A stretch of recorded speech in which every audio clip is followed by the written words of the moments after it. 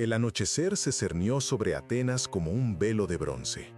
El aire, denso de polvo y murmullos, parecía contener algo sagrado, un silencio previo a las palabras, un presentimiento de eternidad. Entre los hombres que transitaban sus callejones, había uno que, a pesar de no poseer nada, cargaba el peso del universo en su mirada. Lo llamaron Sócrates. Para algunos era una locura, para otros un sabio. Pero él mismo se consideraba apenas un buscador. Alguien que, desde su propia ignorancia, se atrevía a cuestionar incluso a los dioses. La pregunta que lo había acompañado desde el oráculo de Delfos, donde escuchó que ningún hombre era más sabio que él, comenzó a crecer en su interior como un fuego. ¿Qué es lo divino? ¿Existe, en verdad, un Dios o es simplemente el reflejo de nuestras esperanzas y temores?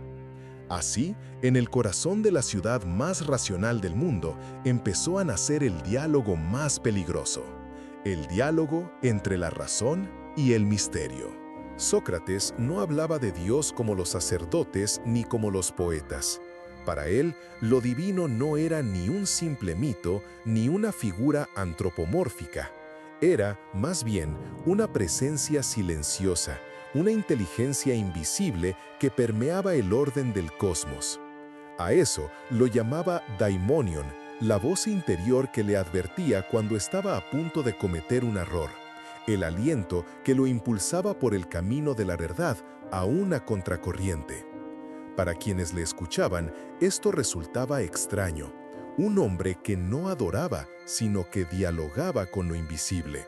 Un hombre que no se postraba, sino que interpelaba al misterio. Y sin embargo, en cada pregunta había reverencia. Sócrates creía que el alma humana era un fragmento de lo divino, una chispa del principio ordenador del universo.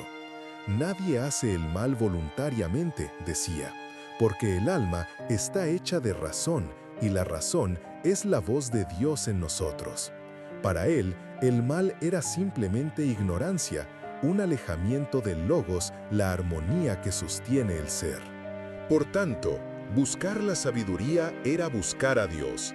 Conocerse a uno mismo era, en el fondo, conocer lo divino que vive en nuestro interior. Pero Atenas, aunque libre, no era una ciudad preparada para este tipo de fe. Su gente amaba a los dioses pero como espejos de sí mismos, celosos, caprichosos, vengativos. Los templos se multiplicaban, pero el corazón de la ciudad permanecía vacío de trascendencia. Sócrates, al rechazar sacrificios y rituales, parecía blasfemar. Su religión era interna, y eso bastaba para considerarlo peligroso. El Estado no teme al incrédulo, teme al pensador. Una noche, mientras el viento agitaba los olivos, Sócrates conoció a un joven llamado Glaucón. Se sentaron al borde del Iliso y el diálogo comenzó. ¿Dice Sócrates que crees en un Dios? Ni en uno ni en muchos, respondió el maestro. Creo en el principio que hace posible lo uno y lo múltiple. ¿Y este principio tiene nombre? No, porque todo lo que tiene nombre nació en el tiempo. Y lo divino es anterior al tiempo. Glaucón lo miró confundido. Entonces, ¿qué es Dios? Sócrates sonrió. Quizás Dios sea lo que queda cuando ya no hay preguntas. Esta respuesta resonó como un trueno en las colinas de la filosofía. Porque, al mismo tiempo que afirmaba y negaba, Sócrates reveló el rostro paradójico de la razón. Cuanto más busca a lo divino, más se da cuenta de su distancia. Dios, para él, no era una respuesta, sino una dirección. No era una presencia que se ve, sino una sensación que se experimenta. Y sin embargo, creía firmemente que el universo tenía un orden, y que ese orden no podía nacer por casualidad. Nada surge de la nada, afirmó. Todo lo que existe está movido por algo que lo trasciende. En el tribunal que algún día lo condenaría, muchos recordaron sus conversaciones sobre los dioses. Decían que introducían nuevas deidades, otras veces que negaba a las antiguas. Sócrates respondió serenamente: no niego a los dioses de la ciudad, simplemente no sé cómo nombrarlos. Si hay una inteligencia en el cosmos, es una, aunque muchos la vean en espejos diferentes. Habló de un dios que no tenía lugar en los mitos, un dios sin rostro, sin templo, sin fronteras, un dios que se revela solo al pensamiento que se atreve a guardar silencio. Platón, en sus diálogos, transformaría esta intuición en metafísica, la idea del bien, del uno, fundamento de toda realidad. Pero Sócrates nunca quiso construir ningún sistema. Su fe era viva, conmovedora, llena de asombro. Quizás fue el primero en darse cuenta de que lo sagrado no se encuentra en los altares, sino en el momento en que la conciencia despierta. Para él, el verdadero templo es el pensamiento mismo cuando busca el bien, y el verdadero sacrificio es la renuncia a la ignorancia. Nietzsche, muchos siglos después, acusaría a Sócrates de haber matado a los dioses al someter el mundo a la razón. Pero tal vez fue todo lo contrario. Fue él quien salvó lo divino de la banalidad.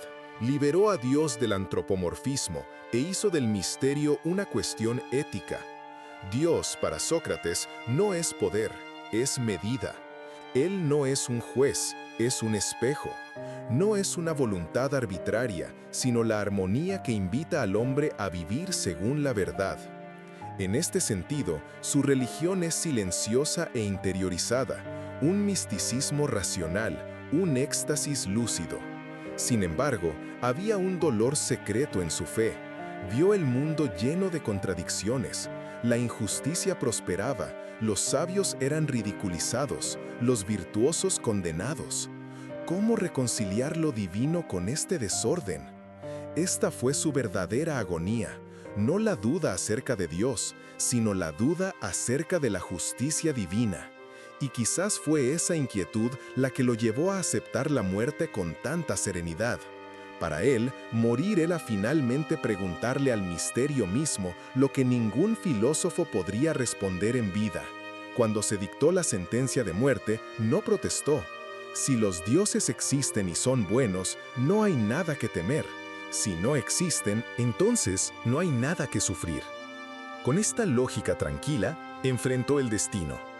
Para Sócrates, el alma es inmortal no porque el mito lo diga, sino porque la razón lo intuye.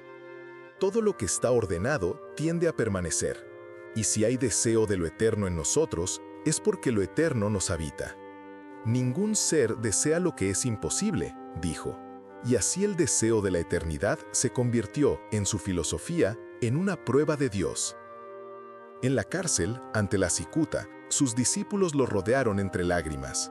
Fedón preguntó: ¿y si después no hay nada, maestro? Sócrates respondió con una mirada serena: entonces no habrá nada que temer. Por nada no se siente dolor. Pero luego añadió: sin embargo, Fedón, hay algo en mí que no cree en la nada. Hay un orden en mí que no se disuelve. Cuando contemplo el bien, me siento parte de algo que me supera. Quizás esto sea lo divino, aquello que no muere en nosotros, incluso cuando todo lo demás muere. Y bebió el veneno con la fe de quien ya ha traspasado el miedo. El cuerpo guardó silencio, pero el espíritu siguió hablando durante milenios. Y desde entonces, todo hombre que contempla el cielo y se pregunta de dónde viene esa luz que le fascina, ha repetido, sin saberlo, el gesto de Sócrates. Porque Dios, para el filósofo, no es un trono, sino una pregunta. No es un nombre, sino una dirección. No es la recompensa del bien, sino la medida del alma. Y si el hombre nunca lo encuentra, es porque él es la búsqueda misma. Sócrates no demostró la existencia de Dios, demostró que no pueden dejar de sentirla quienes buscan la verdad con pureza. Y así como la muerte no fue el final, la duda tampoco fue un fracaso. Frente al misterio, Sócrates nos enseñó que la fe más elevada es la que nace de la ignorancia ilustrada, el conocimiento que reconoce sus límites y por tanto se acerca al infinito. Cuando dijo, sé que no sé nada, No confesaba impotencia, sino humildad cósmica. No saber nada es hacerle espacio al todo. Hoy, en las ruinas de Atenas, entre columnas rotas y piedras desgastadas, el viento aún repite su voz. Y quien la escucha con atención se da cuenta de que no se trata de la muerte ni de los dioses, sino de la eternidad. Porque en cada ser que se atreve a preguntarse por el sentido de la vida, Dios y Sócrates continúan el mismo diálogo, el diálogo que nunca termina, el diálogo que es la existencia misma. El viento que sopla sobre las ruinas de Atenas parece llevar consigo algo más que polvo. Es un murmullo de siglos, un susurro de conciencias que nunca han dejado de dialogar con lo invisible. La muerte de Sócrates no acabó con su pensamiento, fue el nacimiento de un silencio habitado.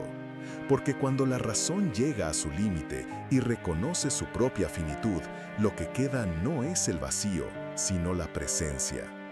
Esta presencia, a la que llamó daimonion, es el símbolo de aquello que, incluso sin forma, guía. La pregunta sobre Dios, para Sócrates, no es teológica, es ética. No busca lo divino en las estrellas, sino en la forma de vivir. No intenta demostrar su existencia con argumentos, sino revelarla en gestos, en palabras, en conductas. El hombre bueno es amigo de los dioses, decía. Y esta frase aparentemente sencilla encierra una revolución, porque implica que lo divino no es algo externo que se pueda conquistar con ofrendas, sino una relación de afinidad interior.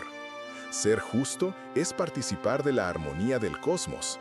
Vivir en la verdad es orar con el propio ser. Quizás por eso los sacerdotes nunca comprendieron a Sócrates. No atacó los templos, simplemente los hizo innecesarios. Para él, el verdadero altar estaba dentro del pecho de todo hombre que busca el bien. Esta idea era peligrosa, socavaba el poder de quienes controlaban la fe. Al afirmar que la virtud es ciencia, que conocer el bien es amar el bien, disolvió el abismo entre filosofía y religión. Dios dejó de ser Señor y pasó a ser dirección moral. Así, en todo acto de justicia hay una liturgia invisible. En cada pensamiento puro, una oración silenciosa. Pero el mundo es hostil a quienes transforman lo sagrado en conciencia. La polis exige ritos, no introspección. El pueblo quiere dioses que castiguen a los demás, no que se transformen a sí mismos. Y Sócrates, sin darse cuenta, se había vuelto peligroso porque recordaba a todos que la divinidad no está en el cielo, sino en el espejo. Conócete a ti mismo es la frase más teológica de la historia, porque al conocerse a sí mismo, el hombre se encuentra ante lo absoluto y comprende, asombrado, que lo divino nunca estuvo afuera. Hay un pasaje en el que Platón lo describe caminando al amanecer, absorto en meditación, inmóvil durante horas. Algunos pensaron que era una locura, otros éxtasis. Para cualquiera que lo viera, era como si estuviera hablando con una presencia invisible. Quizás fue allí, en el límite entre el pensamiento y el silencio, donde Sócrates tocó a Dios. No con palabras, sino con el simple acto de permanecer. Este permanecer frente al misterio es lo que la filosofía ha perdido y la fe ha olvidado. Es el momento en el que el hombre, despojado de certezas, se convierte en receptáculo de lo eterno. Cuando Nietzsche dijo que Dios ha muerto, no hizo más que hacerse eco del drama socrático bajo una nueva máscara. Porque Dios no muere, muere la lengua que intenta capturarlo. Sócrates ya se había dado cuenta de esto. Por eso, cuando le preguntaron si creía en Dios, respondió irónicamente: «No lo sé, pero creo que lo divino me habla». En esta frase se esconde la mayor paradoja. Es el ateo el que ora, el creyente el que duda, el sabio el que confiesa su ignorancia. En su ambigüedad reside la verdad que ninguna teología apoya, que Dios no es el objeto de la razón, sino su horizonte. Freud diría que Dios es una proyección del Padre. Jung diría que es un arquetipo del yo, una imagen de la totalidad interior. Pero Sócrates, siglos antes, Buscó en el logos lo que Freud llamaría ley y en el daimonion lo que Jung llamaría la voz del inconsciente. Su relación con lo divino es un puente entre la psicología y la teología, entre el alma y el cosmos. Cuando habla de la purificación del alma a través de la filosofía, anticipa el psicoanálisis como un camino hacia la individuación espiritual. El autoconocimiento es su forma de oración, la verdad su sacramento. Hay algo profundamente trágico y hermoso en esta manera de creer, porque a diferencia de los místicos, Sócrates no espera revelaciones y a diferencia de los escépticos, no niega el misterio. Vive en medio de ambos. Es el hombre que duda sin desesperarse, que cree sin dogmas. Y por eso su serenidad ante la muerte es el gesto más religioso que jamás haya existido. Su fe no necesitaba del cielo, porque ya había transformado su propio ser en la eternidad. Cuando bebió la cicuta, lo que murió fue su cuerpo. El diálogo se mantuvo. Platón intentaría más tarde fijar este diálogo en conceptos. Haría de Dios el bien supremo, la idea que ilumina a todas las demás. Pero Sócrates no quería sistemas, quería almas despiertas. La filosofía, en su pureza original, es una forma de adoración, el ejercicio de pensar como quien ora, de dudar como quien confía. Esta tensión entre razón y fe es la llama que aún hoy mantiene inquieto el espíritu humano. Porque si un día dejáramos de preguntar por Dios, quizás Dios mismo ya no sería posible. La muerte de Sócrates, vista a la luz de este misterio, es también una liturgia. El veneno es la copa, la prisión es el templo, el discípulo es el sacerdote. Cada gesto es un rito de paso. El alma se desprende de la carne, los pensamientos regresan a sus orígenes. Critón, le debemos un gallo a Asclepio. Fue la última petición, la ofrenda simbólica a la deidad de la curación. Como si dijera, la medicina se ha tomado, la enfermedad de la ignorancia ha sido superada. En esa frase, el Dios invisible se manifiesta en un gesto humano. Y quizás eso sea lo divino, el instante en el que el ser humano es capaz de trascenderse a sí mismo. Sócrates no demostró la existencia de Dios, demostró que es imposible vivir sin él. Incluso el ateo, cuando busca la verdad, ya participa de lo sagrado, porque todo amor a la verdad es amor a algo más grande que uno mismo. Por tanto, Dios no es una entidad, sino una exigencia del alma. Cuando preguntamos ¿por qué?, ya estamos orando. Cuando buscamos significado, ya estamos contemplando el misterio. La modernidad, que se cree huérfana de Dios, sigue siendo esencialmente socrática. Sigue planteando preguntas, y mientras haya preguntas, habrá trascendencia. Lo que muere no es lo divino, sino el nombre que le damos. La filosofía de Sócrates es el eterno recordatorio de que el Dios verdadero no es el que se impone, sino el que se revela en el diálogo entre lo finito y lo infinito. En última instancia, Sócrates nos invita a viver como se Deus existisse, não por medo, senão por dignidade. Porque se o cosmos é ordem, nossa alma deve buscar a harmonia. Se há beleza na natureza, deve haver um propósito em nossa existência. E se tudo isto é só casualidade, então todavia vale a pena vivê-lo como se fosse sagrado, porque isso é o que faz do homem algo mais que polvo consciente. Quando o sol sai sobre Atenas, as sombras das colunas projetam largas linhas no solo. Parecem cordas que conectam a terra com o céu. E entre elas ainda caminha o velho filósofo, questionando o invisível, provocando aos deuses e ensinando aos homens que o verdadeiro templo é a consciência desperta. Não nos deixou dogmas, senão perguntas, e cada pergunta é uma oração. Passou o tempo, os templos se derrubaram, os deuses cambiaram de nome, mas a voz continua. Essa que sussurra no mais profundo de teu ser, dizendo que o se deve e não se deve fazer. El daimonion de Sócrates es lo mismo que Jung llamaría yo, lo que los místicos llamarían ángel, lo que los existencialistas llamarían conciencia.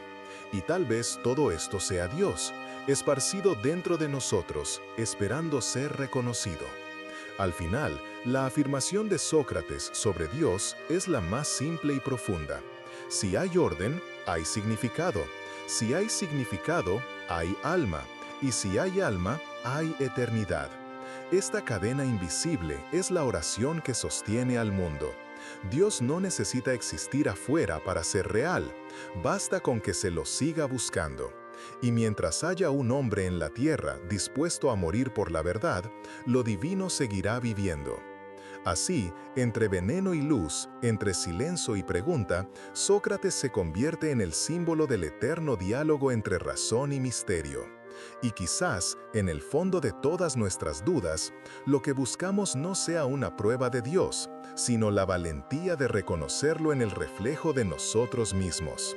Y cuando el último hombre mire al cielo y, cansado de fórmulas y teorías, pregunte en silencio si alguien está escuchando. En ese momento, Sócrates sonreirá, porque habrá comprendido que la existencia de Dios no se demuestra, se vive. El ocaso de la razón no es su fin, sino su madurez. Cuando el pensamiento llega al punto en que ya no puede avanzar, lo que surge no es desesperación, sino reverencia. Sócrates, en su sencillez, ya lo intuía. No se arrodilló, pero guardó silencio. Y en ese silencio quizás escuchó lo que ninguna religión se atrevió a traducir: que Dios no habla con truenos ni dogmas, sino con la modestia de la conciencia que busca el bien sin garantía de recompensa. La existencia de Dios para Sócrates no es un problema lógico, sino una forma de ser. No intenta demostrarlo, vive como si fuera verdad. Y esta es la fe más pura, porque no depende de la certeza, sino de la valentía. Creer para él es actuar según lo que el espíritu reconoce como bueno, incluso sin saber por qué. Hacer el bien, dijo, es obedecer a la razón divina que habita en nosotros. Por tanto, lo que él llama virtud es una forma de adoración, y la justicia, una oración silenciosa. La teología socrática es ética. Lo sagrado se manifiesta en la conducta, no en el habla. Por eso, no fundó una religión, sino que plantó la espiritualidad en el corazón de la filosofía. Cuando miramos la historia posterior, vemos en su figura el punto de inflexión. Por un lado, mito y sacrificio. Por el otro, la conciencia y el diálogo. Sócrates construyó el puente entre ellos. Es el mediador entre Apolo y Cristo, entre el oráculo y el sermón de la montaña. Básicamente, su gesto es profético, mostrar que Dios solo puede ser encontrado por quien acepta perderse. Pero perderse es lo que el hombre teme. La razón quiere dominio y la fe quiere seguridad. Sócrates destruye a ambos. Nos invita a vivir en un espacio sin suelo, donde pensar es caminar sobre el abismo. Su serenidad ante la muerte no proviene de la creencia, sino de la confianza. ¿Confiar en qué? En el logos mismo, en la armonía que impregna todas las cosas. Si el cosmos es orden, el alma que viva según ese orden nunca se perderá. Por eso podía decir sin arrogancia, ningún daño puede sufrir un hombre bueno. Esta confianza es la verdadera fe socrática, no una fe ciega, sino lúcida, una fe que nace de la experiencia de pensar hasta el límite del pensamiento, hasta que la razón se doblega ante el misterio. Allí donde termina la palabra, comienza lo sagrado, y es en ese momento cuando Sócrates se acerca más a Dios que todos los sacerdotes que lo acusaron. Siglos más tarde, Kierkegaard vería esto como la paradoja definitiva. El acto de fe. Cuando la razón reconoce su propia impotencia, el hombre es invitado a saltar, no al vacío, sino a lo invisible. Sócrates fue el primero en dar este salto sin dejar de ser racional. Su salto no es místico ni desesperado, es ético. No abandona el logos, sino que lo expande hasta que el infinito mismo cabe en él. Y sin embargo, hay una soledad en su figura que trasciende el heroísmo, porque quien busca a Dios por la razón, camina sin compañía. Ningún dogma lo consuela, ningún templo lo protege. Lo único que le queda es su propia conciencia, el altar más severo que existe. Y es sobre este altar donde deposita la ofrenda final. La copa de cicuta es más que veneno, es sacramento. Cada gota es una comunión con lo absoluto. Al beberlo, consagra el pensamiento a la eternidad. Los discípulos, vencidos por la desesperación, no entendieron. Querían salvarlo, liberarlo, hacer lo imposible. Pero Sócrates sabía que la muerte no era lo opuesto a la vida, era su revelación.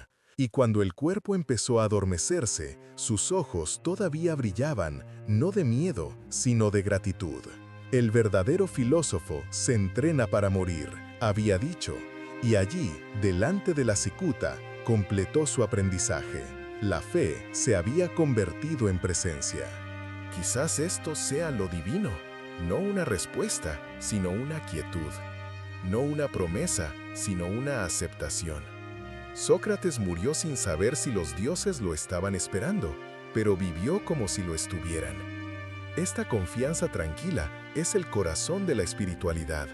En tiempos de fanatismo e incredulidad, su postura sigue siendo insoportablemente moderna. El hombre que no cree por tradición, sino por coherencia moral.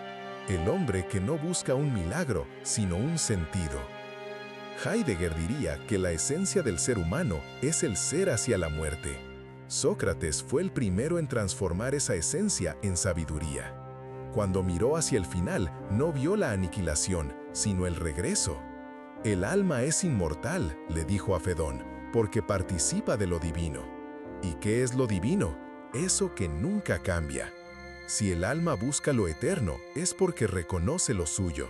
El anhelo por el infinito es la firma de Dios en nosotros. Por tanto, la existencia de Dios no se prueba, sino que se experimenta. Y esta experiencia es interna, intransferible. Sucede en el momento en que un hombre, cansado de dar explicaciones, decide simplemente ser. Sócrates, ante el horizonte de la ignorancia, comprendió que hay verdades que solo pueden percibirse cuando se renuncia a poseerlas. Por lo tanto, al decir sé que no sé nada, no renuncia al conocimiento, lo purifica.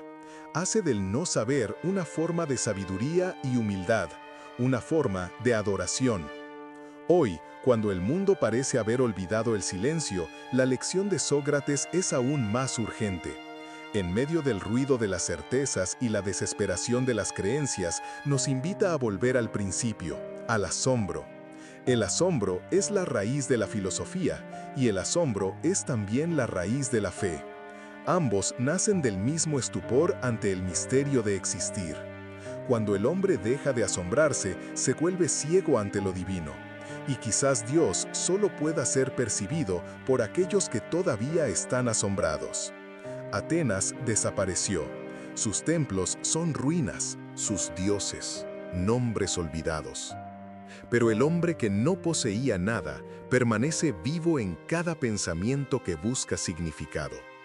Nos enseña que lo divino no necesita mitos ni dogmas. La conciencia es suficiente.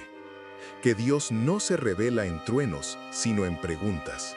Que el infinito no está más allá de las estrellas, sino dentro del instante en que nos atrevemos a pensar.